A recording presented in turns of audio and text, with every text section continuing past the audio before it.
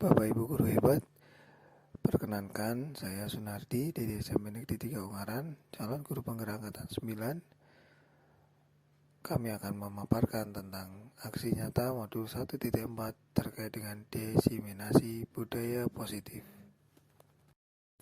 Sebelum masuk pada materi konten, latar belakang terkait dengan diseminasi ini adalah penerapan budaya positif di sekolah merupakan salah satu upaya peningkatan kualitas pendidikan nasional. Penerapan budaya positif ini tidak bisa dilakukan tanpa dukungan dari semua warga sekolah. Dengan penerapan budaya positif ini diharapkan dapat mewujudkan visi sekolah dan membentuk karakter murid dalam mengimplementasikan nilai-nilai profil pelajar Pancasila. Selanjutnya langkah-langkah yang kami tempuh. Yang pertama, sosialisasi kepada seluruh warga sekolah meliputi kepala sekolah, guru, murid, dan tenaga kependidikan terkait disiplin positif, keyakinan kelas, dan praktik segitiga restitusi dalam menyelesaikan masalah siswa atau murid. Yang kedua, guru memfasilitasi murid untuk membuat kesepakatan kelas yang ditandatangani dan disepakati bersama menjadi keyakinan kelas. Ketiga, memudahkan, menanamkan, dan membiasakan nilai-nilai profil pelajar Pancasila dalam setiap kegiatan baik intrakurikuler maupun ekstrakurikuler. Berikutnya adalah mendokumentasikan setiap kegiatan yang berhubungan dengan aplikasi nilai-nilai profil pelajar Pancasila. Dan yang terakhir, mengajak semua elemen warga sekolah untuk dapat melaksanakan budaya positif sehingga mampu mewujudkan siswa yang berkarakter. Demi terwujudnya program ini, kami mencoba untuk meminta dukungan. Dukungan yang pertama yaitu dukungan dari semua warga sekolah untuk mewujudkan disiplin positif dan keberpihakan kepada murid. Yang kedua, dukungan dari orang tua untuk selalu mendampingi anak dan melaksanakan pembiasaan positif di rumah, sehingga otomatis murid pun akan terbiasa melakukan hal positif di rumah. Dan yang terakhir adalah dukungan dari semua warga sekolah untuk menjadi role model atau teladan yang baik bagi murid, sehingga murid akan bertindak dengan apa yang mereka lihat. Bapak Ibu guru hebat, mari kita saksikan bersama diseminasi budaya positif berikut ini. Ya. Assalamualaikum warahmatullahi wabarakatuh. Waalaikumsalam warahmatullahi wabarakatuh. Selamat malam Bapak Ibu hadirin yang sudah berkenan hadir menyempatkan waktu untuk mengikuti kegiatan kita di malam hari ini. Kita akan membahas atau menyaksikan presentasi aksi nyata dari 1.4 budaya positif di sekolah yang akan nanti disampaikan oleh Bapak Sunardi SPD FPD sebagai CGP Angkatan ke-9. Nah, tentunya Bapak Ibu yang saya hormati, marilah kita buka pertemuan pada malam hari ini dengan berdoa, menurut agama dan keyakinan kita masing-masing, dengan harapan kegiatan ini dapat berjalan dengan lancar. Baik, silakan menurut agama dan keyakinan kita masing-masing berdoa, silakan.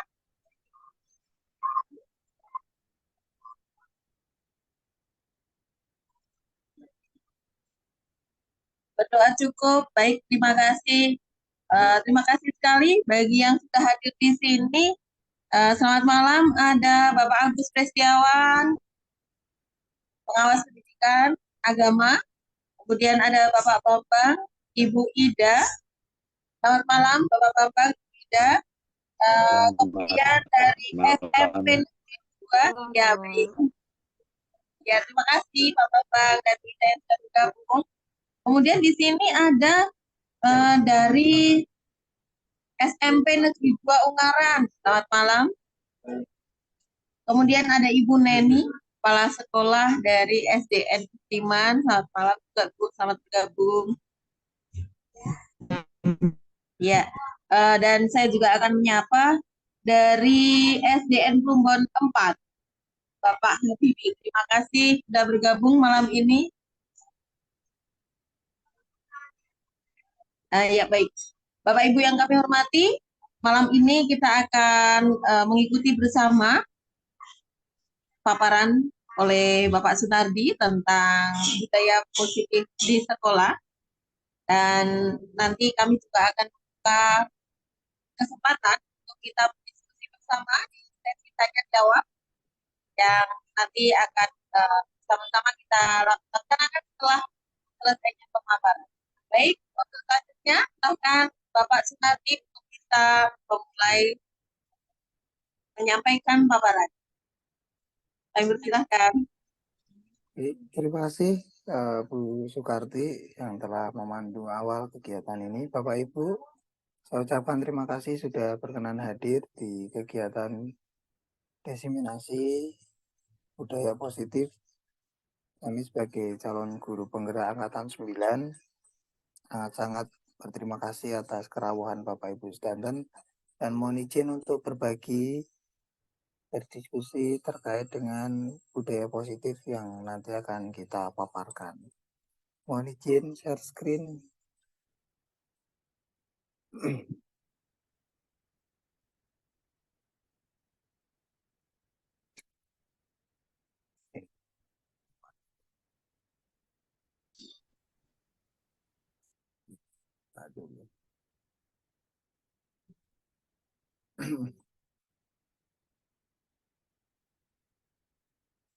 Oke, ya sudah kelihatan gitu lah. Sudah Pak, iya Pak. Baik Bapak Ibu sekalian, izin memulakan kegiatan diseminasi budaya positif. Mengenalkan nama saya Sunardi SPDI dari CGP Angkatan 9. Saya bertugas di SMP Negeri 3 Ungaran. Bapak Ibu sekalian, untuk memulai kegiatan kita malam hari ini, ada sebuah pertanyaan pemantik yang selama ini mungkin ada di sekitar kita. Pernyataan setuju atau tidak setuju itu akan kembali pada diri kita masing-masing. Yang pertama, Bapak Ibu, pemberian hukuman dapat mendisiplinkan siswa. Apakah Bapak dan Ibu setuju atau tidak setuju? Pasti juga ada beberapa yang pemikiran yang berbeda. Yang kedua adalah pemberian hadiah atau reward bisa memotivasi siswa. Kemudian yang ketiga, guru bisa mengontrol peserta didik. Dan yang keempat, seorang guru harus mampu memberikan solusi bagi siswanya. Bapak Ibu sekalian, topik yang akan kita bahas pada malam hari ini adalah yang pertama tentang disiplin positif dan nilai-nilai kebajikan universal. Yang kedua, teori motivasi, hukuman, kemudian penghargaan, dan restitusi. Kemudian kita juga akan membahas tentang keyakinan kelas. Kita juga akan membahas kebutuhan dasar manusia dan dunia berkualitas. Kemudian restitusi 5 posisi kontrol dan restitusi segitiga restitusi. Bapak Ibu sekalian, disiplin positif dan nilai-nilai kebajikan universal terinspirasi dari Dr. William Gleiser, di mana beliau mengemukakan teori kontrol itu adalah ilusi guru untuk mengontrol murid. Kemudian ilusi bahwa semua penguatan positif, efektif, dan bermanfaat. Ilusi bahwa kritik dan membuat orang merasa bersalah dapat menguatkan karakter. Kemudian ilusi bahwa seorang dewasa memiliki hak untuk memaksa. Nah, dari hal teori ini yang disampaikan oleh Dr. William Gleiser, ada beberapa hal yang tidak sesuai tentunya. Dan itu jadi kebiasaan, cuma itu ada sesuatu yang salah. Maka kita butuh perubahan paradigma dalam belajar. Bapak Ibu sekalian, disiplin positif dan nilai-nilai kebajikan universal bisa dipaparkan yang pertama, makna kata disiplin. Seorang yang memiliki disiplin diri berarti mereka bisa bertanggung jawab terhadap apa yang dilakukannya karena mereka mendasarkan tindakan mereka pada nilai-nilai kebajikan universal. Dalam hal ini, Ki Hajar Dewantara menyatakan pertanggungjawaban atau parental itulah selalu menjadi sisihannya hak atau kewajiban dari seorang yang pegang kekuasaan atau pimpinan dalam umumnya. Adapun artinya tidak lain ialah orang tadi harus mempertanggungjawabkan dirinya serta tertibnya melaku diri dari segala hak dan kewajiban. Ki Hajar Dewantara diambil dari pemikiran Ki Hajar Dewantara, konsepsi keteladanan, sikap merdeka, cetakan kelima tahun 2013 halaman 469. Bapak Ibu sekalian, makna nilai-nilai kebajikan. Nilai-nilai kebajikan adalah sifat-sifat positif manusia yang merupakan tujuan mulia yang ingin dicapai setiap individu. Seperti yang telah dikemukakan oleh Dr. William Glasser pada teori kontrol tahun 1984, menyatakan bahwa setiap perbuatan memiliki suatu tujuan. Kemudian mengambil teori lagi dari Dane Jones, mengemukakan bahwa dengan mengaitkan nilai-nilai kebajikan yang diyakini seseorang, maka motivasi intrinsiknya akan terbangun. Sehingga pergerakan motivasi dari dalam untuk dapat mencapai tujuan mulia yang diinginkan bisa tercapai. Tiga motivasi perilaku manusia, Bapak Ibu sekalian. Yang pertama adalah untuk menghindari ketidaknyamanan atau hukuman. Yang kedua, untuk mendapatkan imbalan atau penghargaan dari orang lain. Yang ketiga, untuk menjadi orang yang mereka inginkan dan menghargai diri sendiri dengan nilai-nilai yang mereka percaya. Bapak Ibu, kita punya kebutuhan dasar manusia. Ada 5 kebutuhan dasar manusia.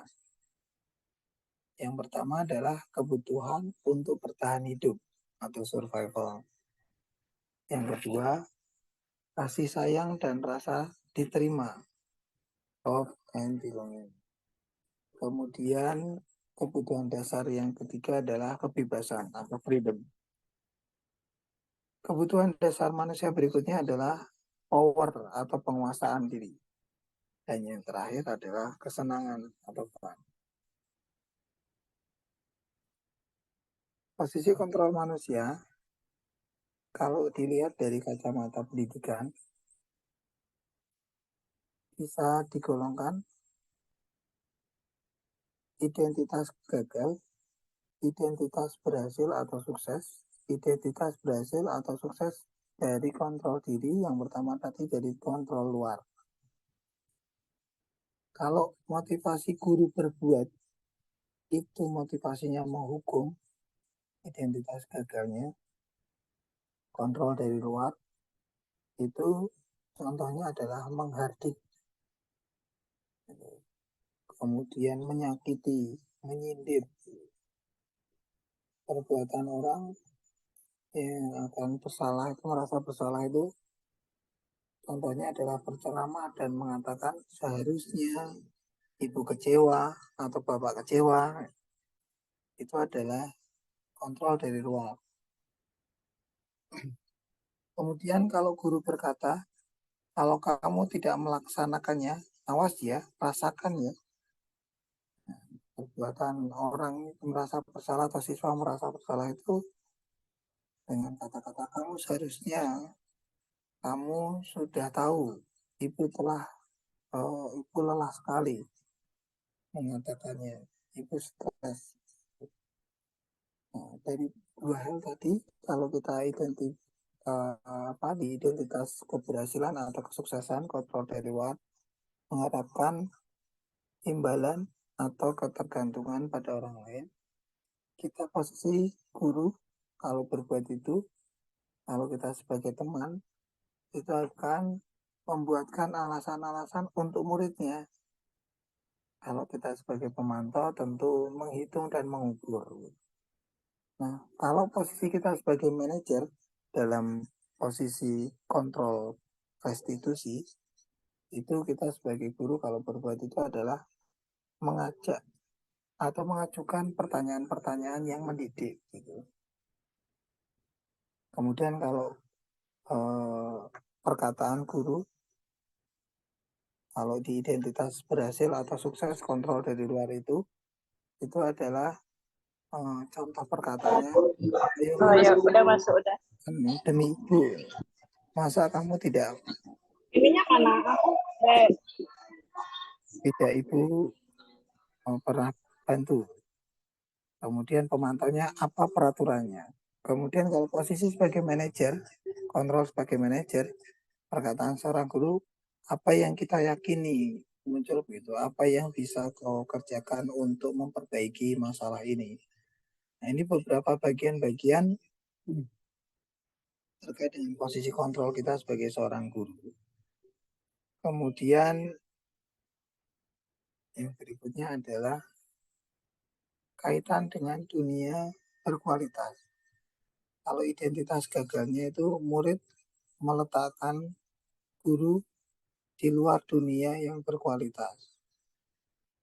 Kemudian kalau posisi menghukum, posisinya begitu. Kalau membuat orang lain merasa bersalah, itu kalau di kualitas dengan dunia yang berkualitas, itu murid meletakkan guru di dalam dunia yang berkualitas. Untuk identitas keberhasilan atau sukses, itu kalau kita sebagai seorang teman, maka murid akan meletakkan guru sebagai orang yang sangat penting di dalam dunia yang berkualitas. Kalau kita sebagai pemantau, itu murid akan meletakkan guru, peraturan, dan hukum di dunia yang berkualitas. Kalau di posisi kontrol restitusi kita sebagai manajer di hadapan murid, maka murid meletakkan dirinya sebagai individu yang positif dalam dunia yang berkualitas. Contoh begini, murid akan berkata kalau dalam posisi identitas gagal kita sebagai penghukum, biarkan saja, nanti juga marah-marah lagi. Itu anggapan murid begitu. Kalau posisi membuat orang merasa bersalah, maka identitas gagal yang kita terapkan karena anak akan berimbas berbalik menjawab dengan maafkan saya ibu atau bapak gitu. Kemudian kalau identitas berhasil atau sukses, kalau dilihat dari murid, kalau posisi kita sebagai teman, siswa itu akan berkata, saya pikir bapak atau ibu teman saya, ternyata begitu ya. Nah, kalau kita posisinya adalah sebagai pemantau, murid itu akan berkata, berapa banyak bintang yang saya harus peroleh, berapa masa yang harus saya tebus. Kalau posisi sebagai manajer adalah bagaimana caranya saya bisa memperbaiki keadaan. Kalau ada satu kejadian, ada suatu masalah gitu. Ini fungsi-fungsi kita Bapak Ibu di posisi kontrol restitusi. Apakah kita sebagai penghukum, apakah membuat orang itu merasa bersalah, apakah kita itu menjadi seorang teman untuk mereka, apakah kita menjadi seorang pemantau atau menjadi seorang manajer untuk mereka. Itu. Kemudian dampak pada murid, kalau kita itu menghukum, itu maka akan mengalami kesalahan gitu.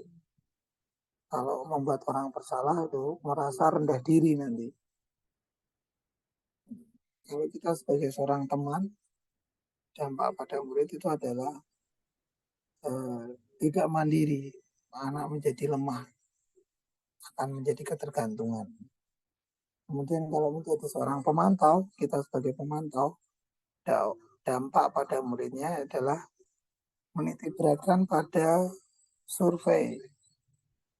atau hadiah untuk dirinya kalau pemantau. Kalau kita sebagai manajer adalah mengevaluasi diri, bagaimana cara memperbaiki diri. Nah, kita diharapkan dalam posisi kontrol tentunya itu ada pada posisi manajer. Jangan sebagai penghukum, jangan membuat orang merasa bersalah. Kemudian di posisi kontrol restitusi, kalau ada sebuah kesalahan, kita juga tidak boleh terlalu masuk ke dunia mereka menjadi seorang teman atau pemantau. Contoh seperti ini, Bapak Ibu. Kalau kita sebagai penghukum, posisi guru dan murid, ini contohnya.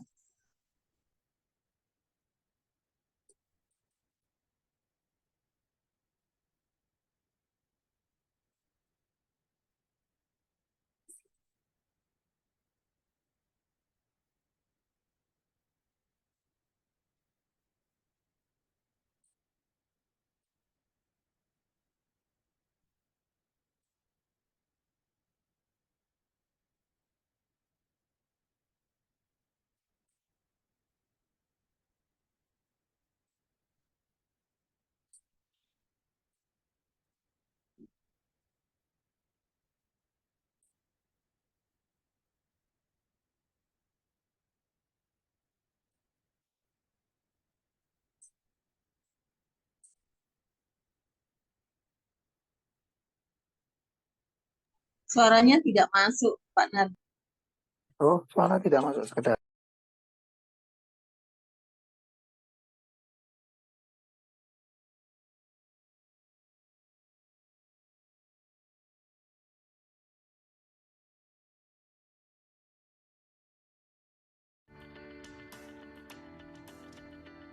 Sekarang gimana? Sudah? Sudah, Mas. Kami ulangi Bapak Ibu, ini adalah salah satu contoh ilustrasi kita sebagai penghukum. Sini kamu. Selamat pagi, Bu. Selalu terlambat. Kamu deh, pasti terlambat. Maaf, Bu. Saya... Apa? Apa coba? Alasan kamu apa lagi? Kapan sih kamu tidak terlambat? Malas sekali ya kamu jadi anak. Saya... Dasar pemalas. Gak kapok-kapok sih kamu. Sudah berapa kali terlambat? Sana, kamu keliling lapangan basket 2 kali. Kenapa saya harus keliling lapangan basket, Bu? Kenapa? Kamu mau lawan ibu? Berani-beraninya jawab. Sudah terlambat, masih berani jawab pula. Sekarang, keliling lapangan basket 5 kali sekalian. Biar kapok. Cepat, pergi sana ke lapangan basket. Nah, ini contoh salah satu restitusi guru kepada murid itu sebagai penghukum, Bapak Ibu. Ini sebagai penghukum. Nada suaranya tinggi, kemudian gestur tubuhnya, metode mimik wajahnya yang didominasi mungkin karena marah begitu, mata melotot dan jari menunjuk-nunjuk atau menghadi gitu. Dampak pada murid Bapak Ibu yang akan muncul itu adalah kemungkinan murid marah dan mendendam atau bersifat agresif. Bisa jadi sesudah kembali duduk, murid tersebut akan mencoret-coret bukunya atau meja tulisnya. Lebih buruk lagi, sepulang sekolah, murid melihat motor atau mobil Bapak Ibu itu akan melakukan tindakan yang pasti tidak kita inginkan atau tindakan-tindakan yang anarki. Itu kalau anak sudah posisi dia itu merasa dirinya dihukum dan lain sebagainya. Kemudian Bapak Ibu, ini adalah contoh posisi membuat merasa bersalah.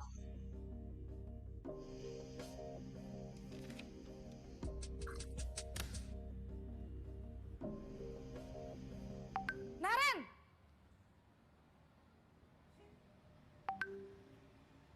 Selamat pagi, Bu. Naren. Kamu kenapa terlambat lagi, nak? Ya Tuhan, Naren. Kamu senang ya bikin ibu susah ya? Kalau kamu terlambat lagi, nanti ibu yang ditegur bapak kepala sekolah, nak. Disangka ibu tidak bisa membina kamu. Duh, gimana ini? Maaf, Bu. Duh, Gusti Naren. Kamu suka ya kalau ibu ditegur bapak kepala sekolah? Terus, sekarang ibu harus tulis apa ini di buku absen? Ini kamu sudah sering terlambat loh. Ibu harus apa coba? Maaf, Bu. Maaf sekali. Ya sudah, lain kali jangan bikin ibu susah lagi ya nak ya. Ibu tidak akan kuat lagi kalau kamu begini terus. Bisa jantungan kalau ibu ditegur bapak kepala sekolah. Sana cepat ke kelas. Maaf ya, Bu. Maaf sekali.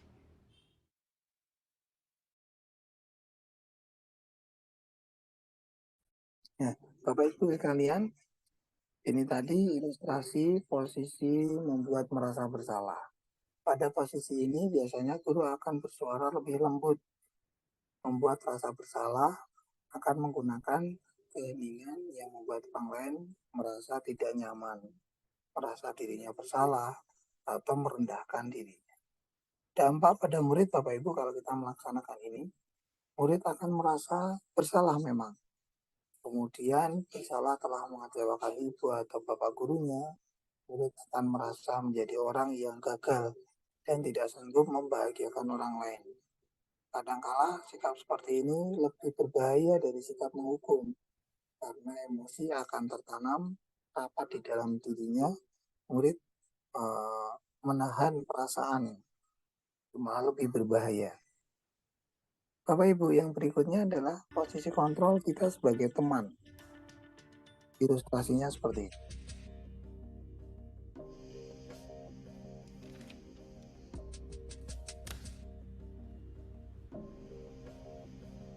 Naren!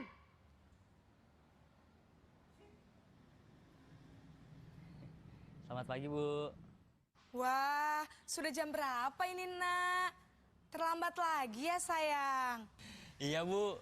Habis ibu saya lupa bangunkan saya, Bu.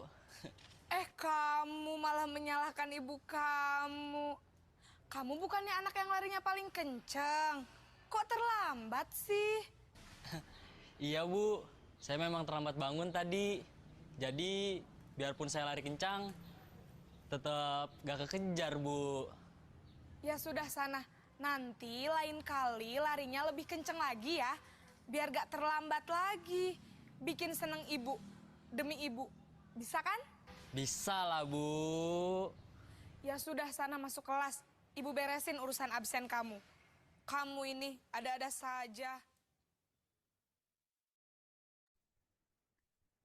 Ya, Bapak Ibu, kalau kita posisi sebagai teman, guru pada posisi ini tidak akan menyakiti murid, namun akan tetap berupaya mengontrol murid melalui persuasi. Posisi teman pada guru bisa negatif ataupun positif. Positif di sini berupa hubungan baik yang terjalin antara guru dan murid. Hal negatif dari posisi teman adalah bila suatu saat guru tersebut tidak membantu, maka murid akan kecewa dan murid merasa dikecewakan dan tidak mau lagi berusaha. Murid akan merasa senang dan akrab dengan guru. Ini termasuk dampak yang positif. Hanya saja di sisi negatif, murid menjadi ketergantungan pada guru tersebut. Bila ada masalah, dia merasa bisa mengandalkan guru tersebut untuk membantunya. Bapak Ibu, kita coba melihat ilustrasi guru sebagai pemantau atau monitor.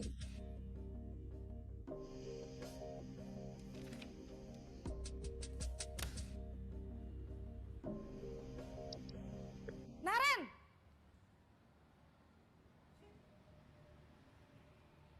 Selamat pagi, Bu.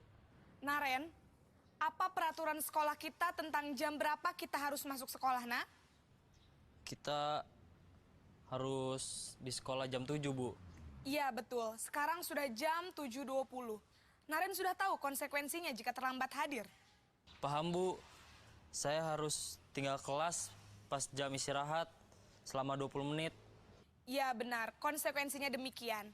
Jadi nanti jam 9.30 pas istirahat, kamu harus tinggal di kelas, kerjakan tugas tambahan untuk ketertinggalan kamu, ya. Baik, Bu.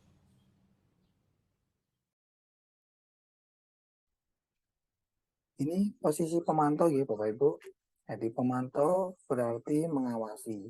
Pada saat kita mengawasi, kita bertanggung jawab atas perilaku orang-orang yang kita awasi.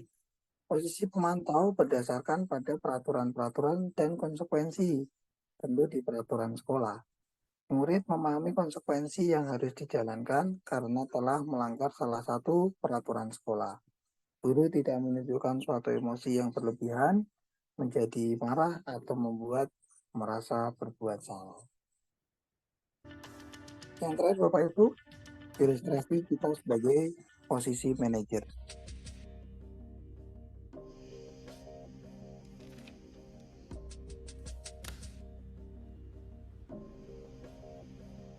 Naren!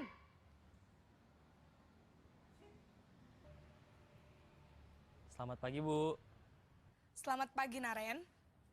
Maaf, Bu. Saya Lu terlambat. Iya, sekolah rambut, masuknya jam nah, 10, sekarang sudah jam 7.20. gede.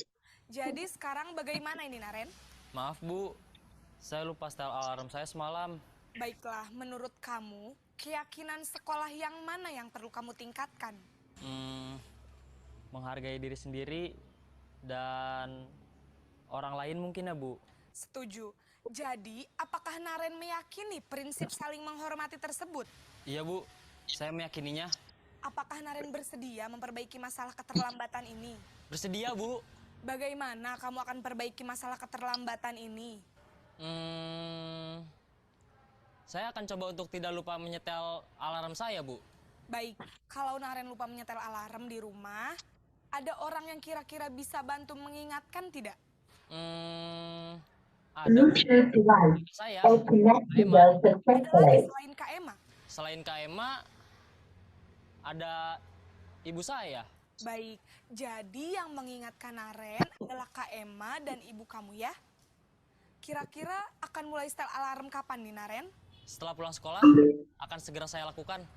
Baik, jadi Naren akan setel is alarm connected successfully. besok pagi dan akan diingatkan oleh kakak dan ibunda Naren ya. Ada lagi yang mungkin perlu dilakukan, Naren? Agar tidak terlambat bangun lagi. Tidak ada, Bu. Baik, Naren. Terima kasih untuk kerjasama kamu. Sekarang kamu perlu kembali ke kelas untuk belajar. Baik, Bu. Terima kasih.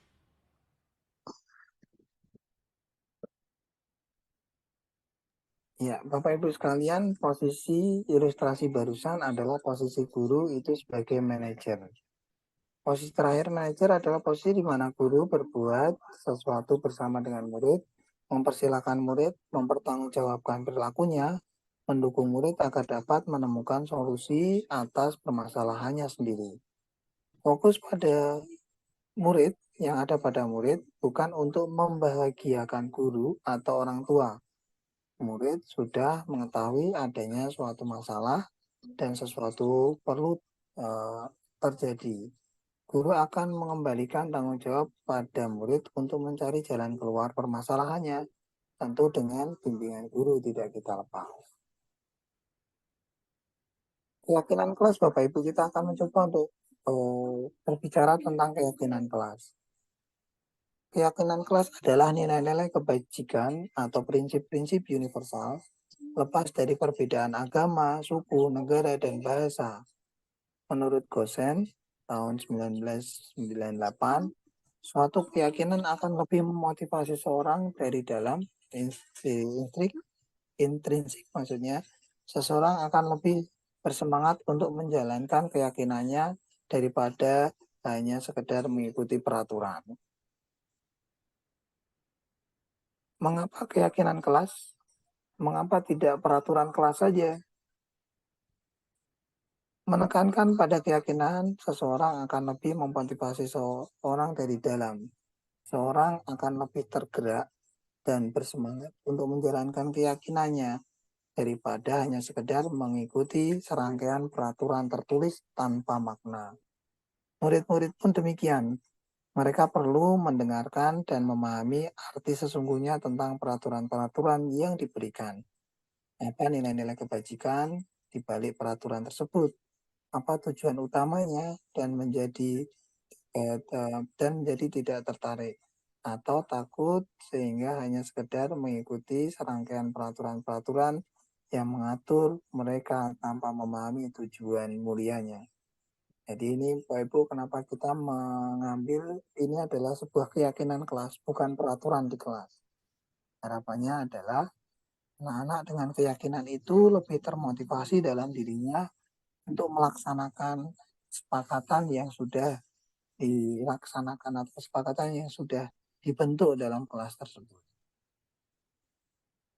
Keyakinan kelas itu selalu bersikap positif, Bapak Ibu.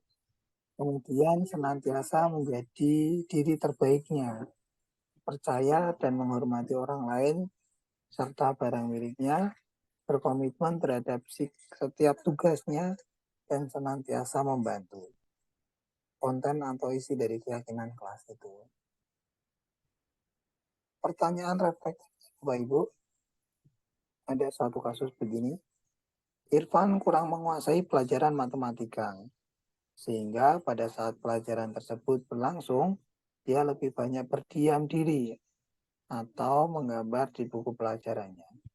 Pada saat guru matematikanya, Pak Seno, menanyakan pertanyaan, Irfan menjadi gugup dan tidak sengaja menjatuhkan tasnya dari kursi, serta tiba-tiba menjadi gagap pada saat berupaya menjawab.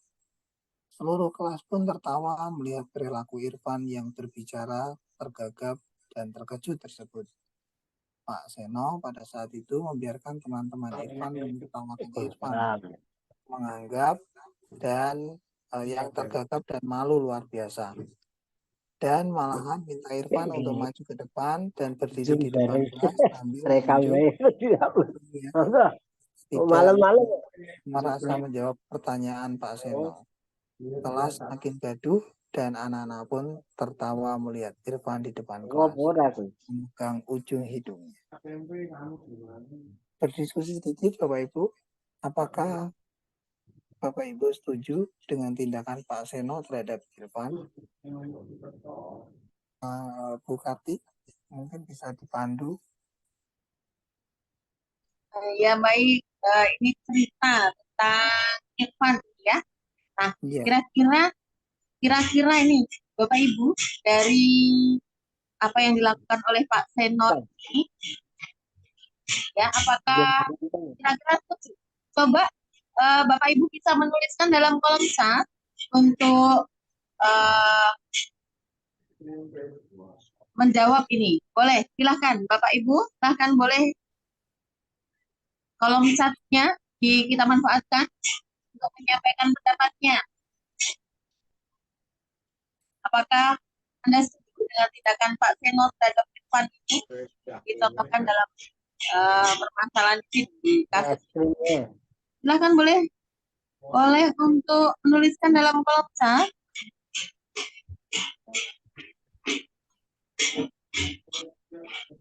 Iya.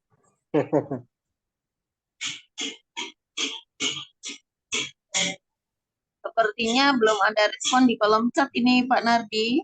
Oh iya, mungkin bisa, mungkin ada yang langsung mungkin dengan. Ya, boleh raise hand untuk bisa menyampaikan, silakan.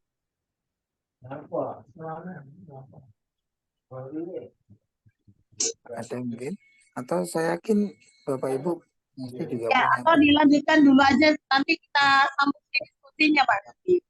Boleh, ya. Oke. Kemudian ini yang pertanyaan reflektif kejadian di kelas kita ya Bapak Ibu. Yang tadi kejadian Irfan dia tidak mendengarkan, tidak mengerjakan tugas di matematika. Kemudian waktu ditanya Bapak Ibu gurunya, ditanya Pak Seno, ternyata gugup begitu. Kemudian ditertawakan satu kelas.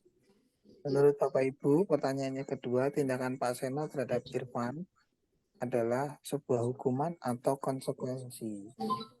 Mungkin ada yang berpendapat ini hukuman, mungkin ada yang berpendapat konsekuensi begitu. Baik, Bapak Ibu kita lanjutkan dulu.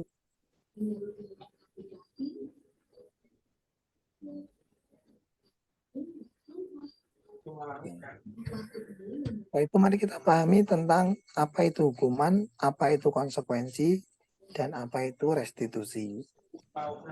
Kita masuk yang pertama, Bapak Ibu. Yang pertama adalah hukuman.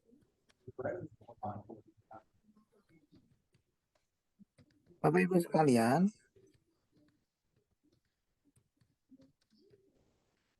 hukuman bersifat tidak terencana atau tiba-tiba. Anak atau murid tidak tahu apa yang akan terjadi dan tidak dilibatkan. Hukuman bersifat satu arah dari pihak guru yang memberikan tentunya, dan murid hanya menerima suatu hukuman tanpa melalui suatu kesepakatan atau pengarahan dari pihak guru, baik sebelum atau sesudahnya. Hukuman yang diberikan bisa bersifat fisik maupun psikis. Murid atau anak disakiti atau oleh suatu perbuatan atau kata-kata. Kemudian masuk yang kedua, Bapak Ibu. Apa itu konsekuensi? Konsekuensi sudah terencana atau sudah disepakati, sudah dibahas dan disetujui oleh murid dan guru. Umumnya bentuk-bentuk konsekuensi dibuat oleh pihak guru atau sekolah, dan murid sudah mengetahui sebelumnya konsekuensi yang akan diterima bila ada pelanggaran. Pada konsekuensi, murid tetap dibuat tidak nyaman untuk jangka waktu pendek. Konsekuensi biasanya diberikan berdasarkan suatu kata yang umumnya dapat diukur.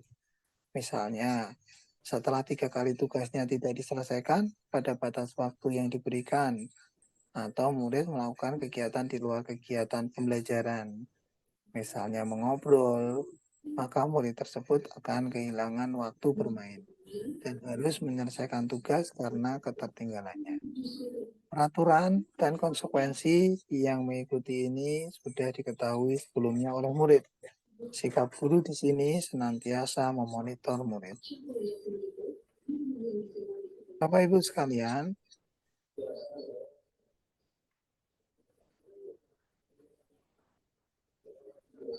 hukuman dan konsekuensi itu contohnya begini, Bapak Ibu. Lari mengelilingi lapangan basket 2 kali. Membersihkan coretan yang dibuat di meja. Murid diminta untuk push up 15 kali karena terlambat.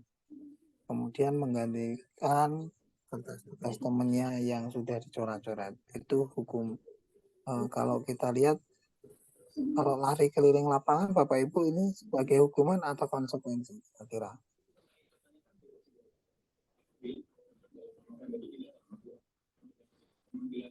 Mungkin ada yang bisa merespon, Bapak Ibu? Dalam chat sudah ada jawaban ini Pak Nardi. Oh iya. Siapa ini? Kalau yang tadi yang Pak Seno, ini jawaban dari di sini terteranya Asel obrolan grup rapat gitu ya.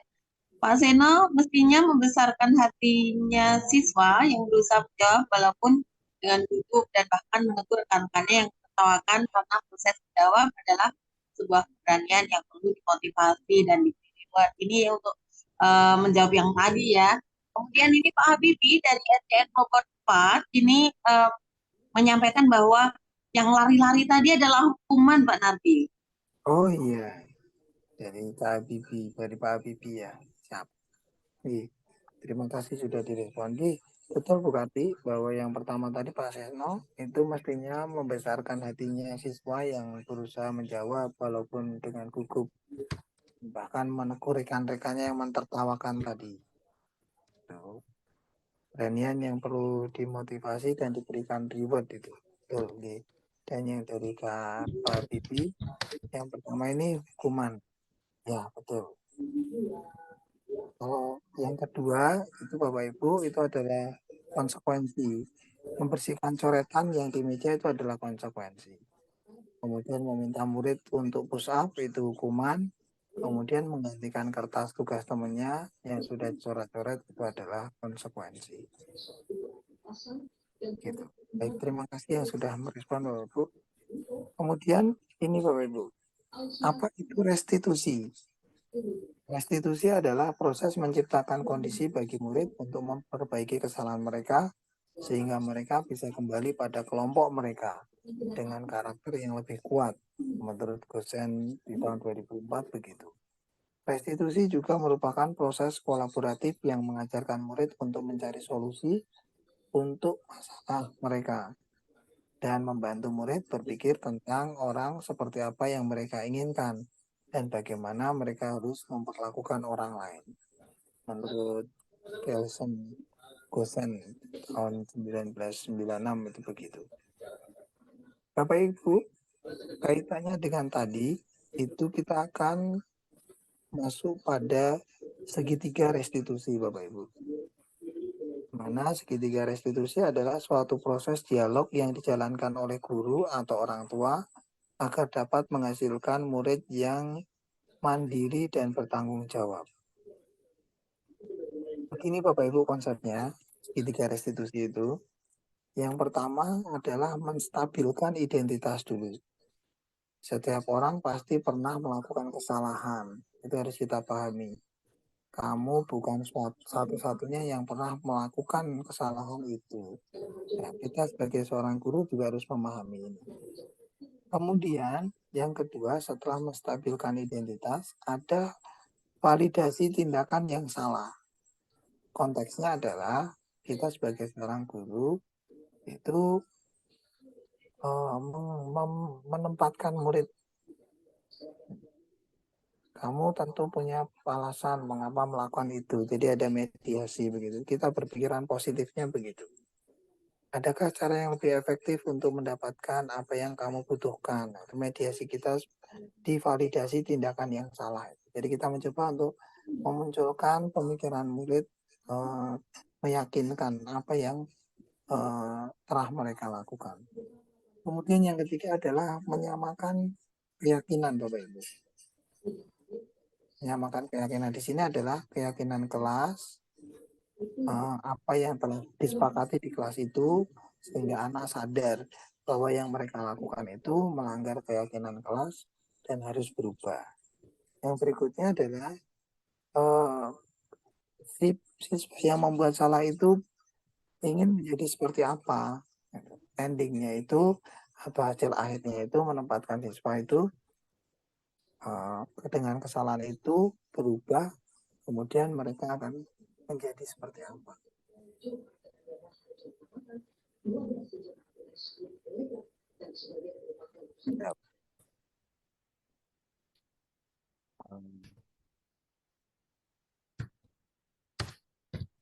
Oke, Bapak Ibu kita lanjutkan. Segitiga restitusi, proses 3 tahapan tersebut di segitiga restitusi tadi itu berdasarkan pada prinsip-prinsip utama dari teori kontrol begini Bapak Ibu. Pertama adalah menstabilkan identitas atau stability the identity. Itu teori kontrolnya adalah kita semua akan melakukan hal yang terbaik yang bisa kita lakukan. Kemudian validasi tindakan yang salah itu adalah semua perilaku memiliki alasan Bapak Ibu. Kemudian menanyakan keyakinan apa sih bisa the belief itu kita semua memiliki motivasi internal untuk memperbaiki kesalahan. Jadi prinsip utamanya begitu. Di dalam teori kontrol itu kita positif thinking terhadap anak, kita bimbing anak untuk menemukan solusi bagaimana memperbaiki kesalahan dan tidak mengulanginya lagi. Gitu. Itu prinsipnya. Itu Bapak Ibu dalam paparan yang sudah kami sampaikan tentang penerapan program disiplin positif. Hendaknya guru memiliki standar kepribadian, profesional, dan sosial yang baik, di mana guru mampu merefleksi dirinya dalam posisi kontrol saat ini, bagaimana menjalankan dirinya sebagai among atau sebagai manajer yang menuntun murid-muridnya menjadi insan mandiri, merdeka, dan bertanggung jawab. Tentunya yang standar nasional pendidikan tercapai. Demikian Bu Karti paparan yang bisa kami sampaikan. Mungkin bisa dibuka diskusi atau pertanyaan atau kita berdialog begitu. Silakan Bu. Oh, baik, Pak Sunardi, Bapak Ibu yang kami hormati, demikian tadi pemaparan dari Bapak Sunardi yang materinya luar biasa ya. Mari kita berikan aplaus yang meriah melalui reaction. Ya, silakan klik reaction untuk kita berikan tepuk tangan.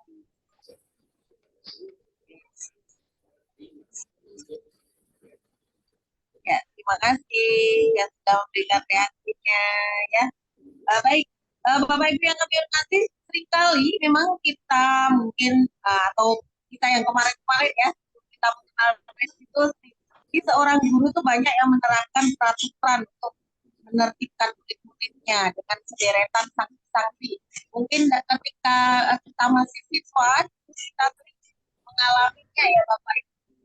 Jadi guru-guru di era zaman kita kecil dulu ini masih seringkali menerapkan hal-hal seperti itu, peraturan dengan deretan sanksi untuk menertibkan siswa-siswanya. Nah, kira-kira dari yang sudah disampaikan oleh Bapak Sunardi tadi, kira-kira kita berada di posisi yang mana ini? Silahkan boleh tulis di kolom chat kita. Nah, kira-kira kita di posisi mana ini ya?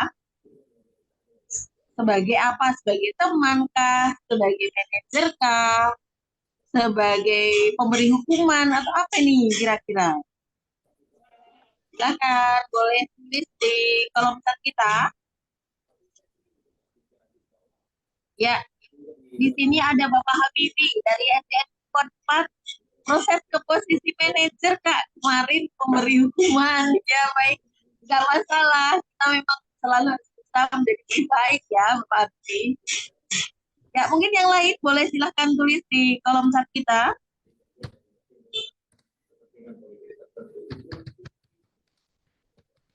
Ya, ada ini. Nah, saya lebih posisi sebagai teman. Oke, baik. Ya. Ya, karena memang kalau apalagi mengajar di kelas kecil ya, ini kita pendekatannya kayak teman gitu ya. Ya, baik. Terima kasih dan kita dari pos materi ini kita sudah mengenal restitusi ya, yang ini restitusi ini dilakukan untuk memulihkan kondisi siswa baik secara fisik maupun mental atas kekeliruan yang telah dibuatnya. Nah, dari pemaparan ini apakah ada yang ingin ditanyakan? Kami buka sesi pertanyaan. Silahkan bagi yang akan bertanya bisa raise hand terlebih dahulu. Silahkan. Boleh raise hand, boleh menulis dalam kolom chat. Yuk, monggo, silahkan.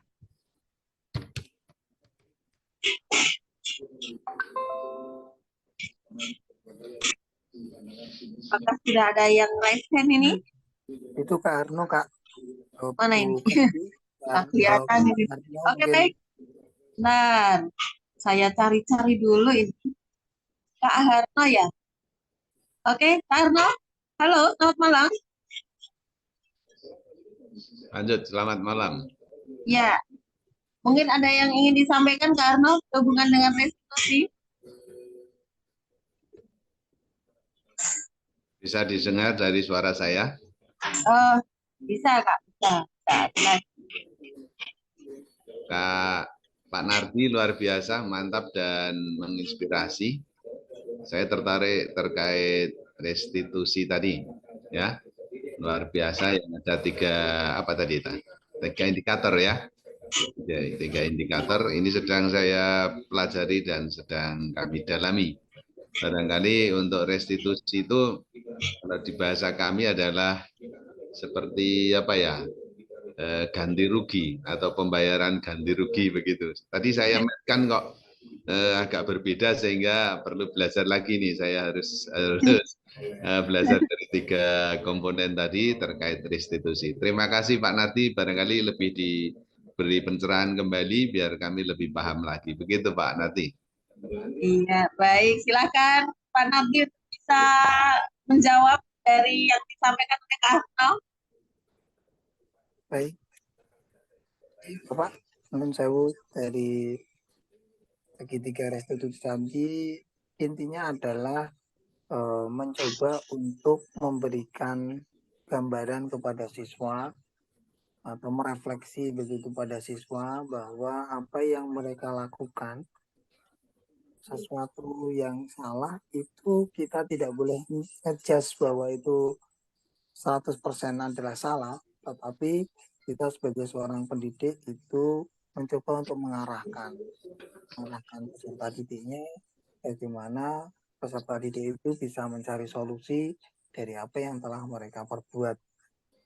Jadi konsekuensinya adalah tadi budaya positif tadi yang sudah kita tanamkan, sudah kita sepakati itu bisa diterapkan kepada anak-anak yang ada di sekolahnya. Begitu Bu Karti penjelasannya yang singkat mungkin. Iya, baik. Terima kasih Pak Nati. Mungkin memang ada beberapa perbedaan, hanya perbedaan atau luasnya pengertian dari restitusi ya. Karena kita di jalur di pendidikan dasar, itu sedangkan Pak Harno ini ada di pendidikan, tapi pendidikannya Bapak polisi begitu ya. Jadi mungkin hanya beda pengertian saja. Ya, baik demikian Pak Harno. Kemudian saya akan coba bacakan yang masuk ke kolom chat kita. Belum ada ya? Oke, belum ada pertanyaannya. Ya, mungkin ada yang lain yang ingin ditanyakan. Selamat malam Ibu Desti. Selamat malam Bapak Masun. Mungkin ada yang ingin ditanyakan, silakan.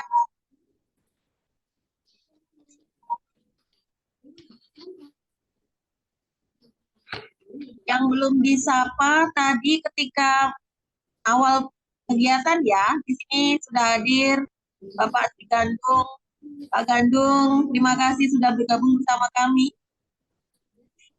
Iya. Kemudian ada Ibu Diarti. Ibu Diarti, terima kasih sudah bergabung, sudah menyempatkan bergabung. Ya, Bapak Kadiono, terima kasih sudah menyempatkan waktu dan bergabung bersama kami. Ya, monggo silakan jika ada yang ingin ditanyakan atau mungkin akan menambahkan boleh ya, Mbak Narti ya, tidak hanya bertanya. Mungkin akan menambahkan beberapa hal atau mungkin bercerita pengalamannya boleh ya, Mbak Narti ya. Boleh. Ya, benar Bu. Silakan. Terkait dengan pengalaman yang di Ya.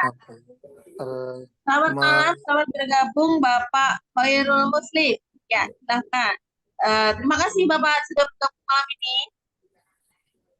Iya, intinya adalah di teori restitusi, segitiga restitusi itu, di mana pengalaman-pengalaman yang telah lalu Bapak Ibu, apabila kita itu mengambil tindakan begitu terhadap siswa, harapannya tidak sebagai penghukum begitu. Jadi kalau kita posisi penghukum, tentu ada sesuatu yang nanti akan berimbas negatif tentunya, tidak hanya pada siswa tapi pada diri kita juga. Harapannya kita nanti masuk pada manajer begitu. Posisi kita apabila menangani sebuah siswa yang bermasalah atau melakukan suatu kesalahan, posisi kita adalah sebagai seorang manajer, di mana kita mengarahkan, kemudian selalu berpositif thinking kepada siswa begitu. Begitu Pak.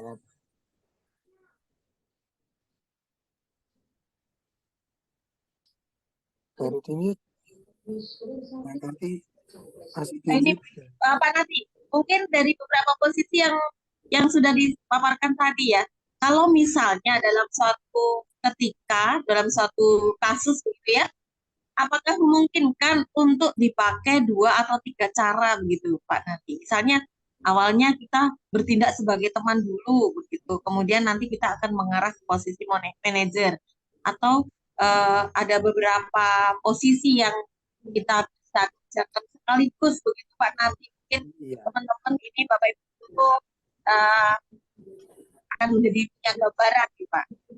baik.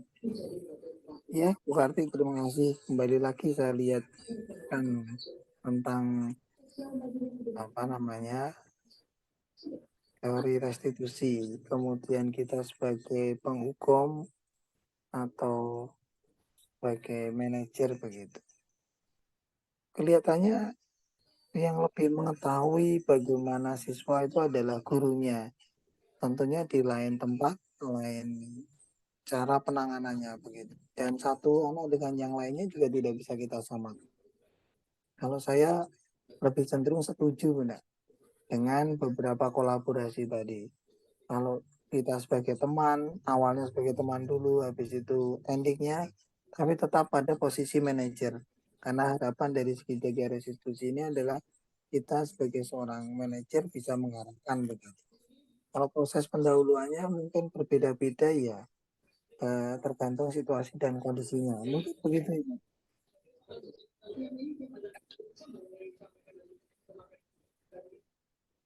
Halo, berarti Baik Pak Nardi, terima kasih atas pencerahannya. Nah ini sudah ada yang tanggapan yang masuk melalui kolom chat kita. Mohon izin saya bacakan. Bagaimana cara memberikan motivasi bagi anak inklusi so slow slow slow learner ya, slow learner.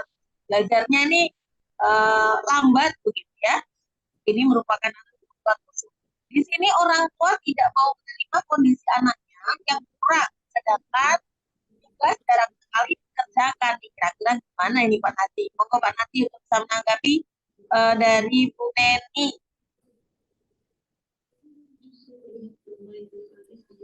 atas pertanyaannya luar biasa sekali. Di sekolah pun ini pasti ada ini nih, anak-anak inklusi, slow learner begitu. Slow Karena learner. nah, yang Lambat belajar. PJ keterlambatan belajar ya Bu, ya itu satu permasalahan Ya tersendiri. benar. Satu permasalahan tersendiri. Kita sebagai seorang guru kalau memposisikan sebagai teman juga bingung, kita sebagai apa namanya manajer juga harus ekstra begitu, harus ekstra sabar karena memang keterbatasan anak begitu. Kalau bagi saya mengatasi anak-anak seperti ini ya memang apa ya, harus ada perhatian tersendiri, kemudian harus ada pemikiran tersendiri begitu.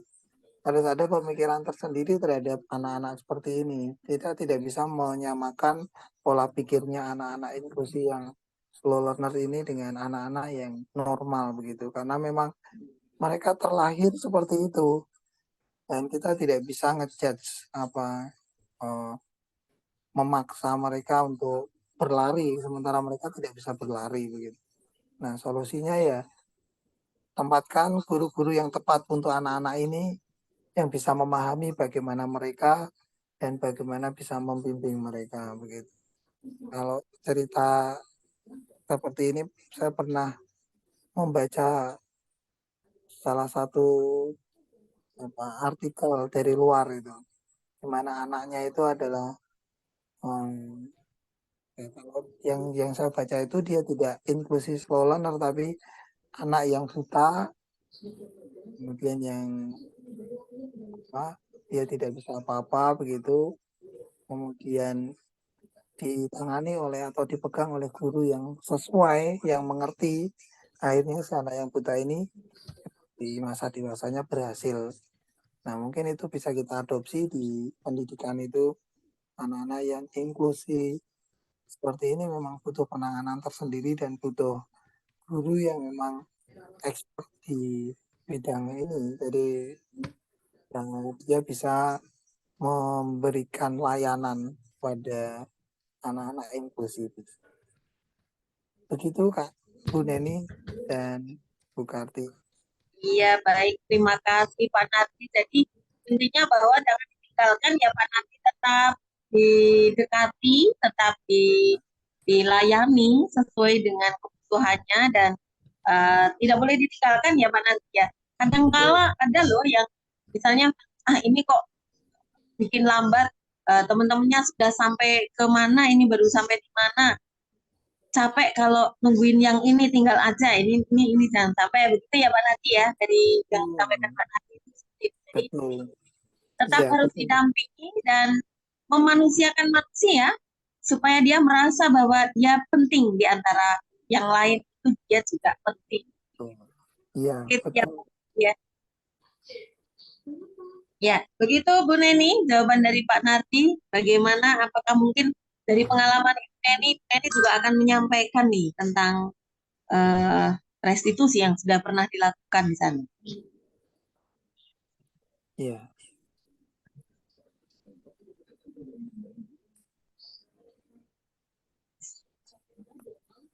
Ya, baik. Kita lanjutkan. Mungkin ada yang lain yang ingin menyampaikan Nah, hal-hal mungkin lain mungkin sudah eh, pada mengajarkan faham. restitusi.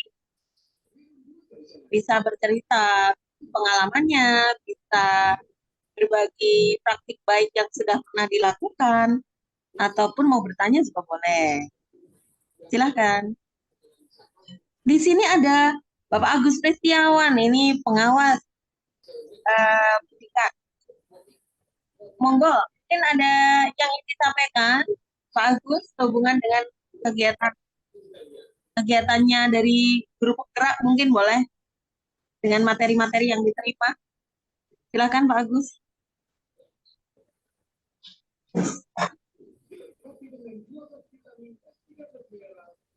Sepertinya belum memonitor ini Pak Nardi. Iya.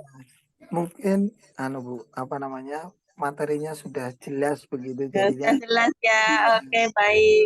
paham begitu. Bagaimana Pak Nardi ini karena sudah jelas, saya ingin juga nih mendengar dari Bapak Ibu yang malam hari ini sudah bergabung bersama. Bagaimana tentang penyampaian yang sudah disampaikan oleh Pak Nardi? Jelas, penting, atau tidak penting, atau masih kurang jelas? Silahkan boleh ditulis di kolom chat kita. Silahkan. Iya, monggo Bapak Ibu masukannya terhadap Ya, kami. kita merefleksi nih. Dari yang sudah disampaikan Bapak Nardi, apakah materi yang disampaikan ini sudah sangat jelas, atau masih kurang, atau ya kita lihat respon yang sudah masuk Pak Nardi. Ada dari Bapak Hadi. Luar biasa menginspirasi, terima kasih. Ya, mungkin akan selanjutnya akan lebih ditingkatkan lagi. Kemudian, oh ini dari Bapak Gandung. Oh, bagus sekali. Ya, terima kasih Pak Gandung. Terima kasih. Baik, ya. Yang lain monggo silakan boleh memberikan tanggapannya dari materi yang sudah disampaikan oleh Bapak Sunardi malam ini tentang budaya positif. Kita intinya ke pelaksanaan restitusi di sekolah, di satuan pendidikan. Ya. Ya. Baik, kiranya tanggapannya ini juga bagus-bagus Pak Nardi. Baik, berarti materi yang disampaikan ini mengena Pak Nardi. Ya, kira-kira dari materi yang sudah disampaikan oleh Pak Nardi, apakah akan kita cukupkan Pak Nardi? Iya, benar. Ya, apakah akan kita cukupkan? Ini sudah tidak ada pertanyaan lagi. Oh, mungkin Pak Kadiono ini sudah membuka kamera, mungkin ada yang ingin disampaikan sehubungan dengan restitusi. Pak Kadiono silahkan. Masih dimita. Halo, selamat malam Pak Kadiono.